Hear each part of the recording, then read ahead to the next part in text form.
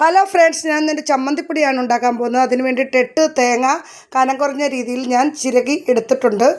അതിനുശേഷം ഇതിനാവശ്യമായ ചെറിയ ഉള്ളി, ഒരു നാരങ്ങ വലിപ്പത്തിലുള്ള പിഴിപുളി, കായം, കറിവേപ്പില, ഇഞ്ചി എടുത്തിട്ടുണ്ട്. അതിനുശേഷം മസാലയ്ക്ക് ആവശ്യമായ മുളക്, മല്ലിപ്പൊടി, ഉലുവാപ്പൊടി, കുരുമുളക് പൊടി എടുത്തിട്ടുണ്ട്. അതിനുശേഷം ഞാനൊരു ചട്ടിയിലേക്ക് എണ്ണ ഒഴിച്ച് അടിയിൽ പിടിക്കാതിരിക്കാൻ വേണ്ടിയിട്ട് വെളിച്ചെണ്ണ ഒഴിച്ചതിന് ശേഷം അതിലേക്ക് ഞാൻ തേങ്ങ ഇട്ട് കൊടുത്ത് അതിനുശേഷം അരിഞ്ഞു വെച്ചിരിക്കുന്ന ഉള്ളി, ഇഞ്ചി എല്ലാം കൂടി മസാലകൾ എല്ലാം കൂടെ ചേർത്ത് മിക്സ് ചെയ്ത് പുളി, കായം എല്ലാം ഇട്ട് കൊടുത്ത് നല്ലതുപോലെ ചേർത്ത് കൊടുക്കുന്നുണ്ട്.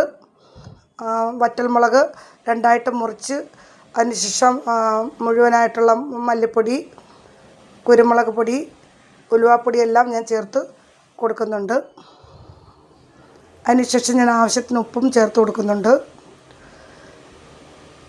പിന്നീട് ഇതെല്ലാം കൂടി മിക്സ് ചെയ്ത് നല്ലതുപോലെ ഇളക്കി, ഇതൊരു നല്ല പരുവത്തിൽ മാത്രമേ ഇളക്കി ചമ്മന്തിപ്പൊടി നമുക്ക് എടുക്കാൻ പറ്റത്തുള്ളൂ. കൂടുതൽ തീ കൂട്ടിയിട്ട് കരിച്ച് ആകുമ്പോൾ അതിന് വേറൊരു ചവയാണ്, ടേസ്റ്റ് വ്യത്യാസം വരാറുണ്ട്.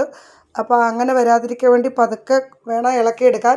അപ്പോൾ ഓരോ സ്റ്റേജിലും ഞാൻ ഇളക്കി എടുത്ത് നല്ല പരുവത്തിന് ഇട്ടിട്ടുണ്ട്. അതിനുശേഷം ഞാൻ കുറച്ച് 2-3 ടീസ്പൂൺ മുളക് പൊടി കൂടി ഞാൻ ചേർത്ത് കൊടുക്കുന്നുണ്ട്, ഒരു കളറിന് വേണ്ടിയാണ്. എന്നിട്ട് അതെല്ലാം കൂടി ചേർത്ത് ഇളക്കി എടുക്കുന്നുണ്ട്. അപ്പോൾ ഇത് നല്ലതുപോലെ തണുത്തതിന് ശേഷം ഞാൻ മിക്സിയുടെ ജാറിൽ ഒരുപാടങ്ങ് പൊടിയാതെ ഒരു മീഡിയം പരുവത്തിൽ ഞാൻ പൊടിച്ചെടുത്തു. ഇപ്പോൾ ചമ്മന്തിപ്പൊടി റെഡി ആയിട്ടുണ്ട്. അപ്പോൾ എല്ലാവരും ഇത് ഉണ്ടാക്കി നോക്കണം.